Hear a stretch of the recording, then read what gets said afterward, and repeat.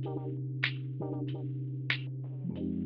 name is Matt Dahlgren. I worked at Capcom for close to 10 years. During that time, I was a director of brand marketing and esports. I helped launch the Capcom Pro Tour.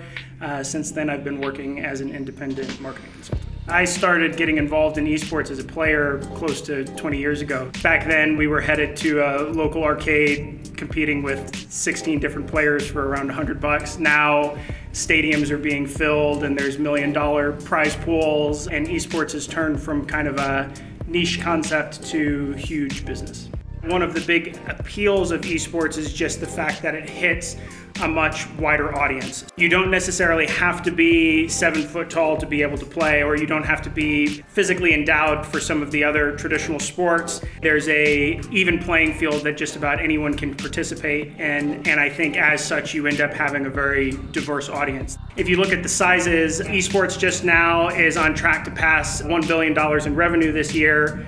The top 3 sports leagues, NFL, MLB, and NBA, brought in around $30 billion in combined revenue. So there's plenty of room for growth within just competition entertainment. And with technology continuing to reinvent itself every few years, I only see this sector continuing to grow and get up to the same levels as traditional sports.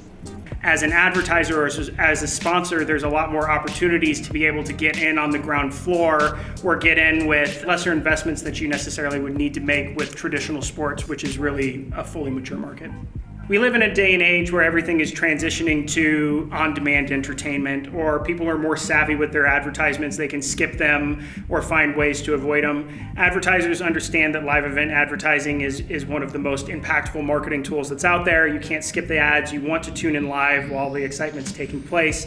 I think more and more sponsors and advertisers are realizing that esports is this next new marketing frontier, so they're starting to get more involved. Red Bull is involved in multiple different esports. I like the fact that what they're trying to do with their strategy is provide new opportunities for players. They're business partners and they're helping build infrastructure and bring esports to new audiences, all while staying within their brand. I think it shows how, as an advertiser, you can have these deeper relationships with your fans by building these programs out, because the fans, they go out, they have a great time, they acknowledge the fact that it's like, Red Bull brought me this opportunity. I wouldn't have had it if they didn't do that. So I think it shows that these brands can get involved on a deeper level than you possibly could with just a normal sports team.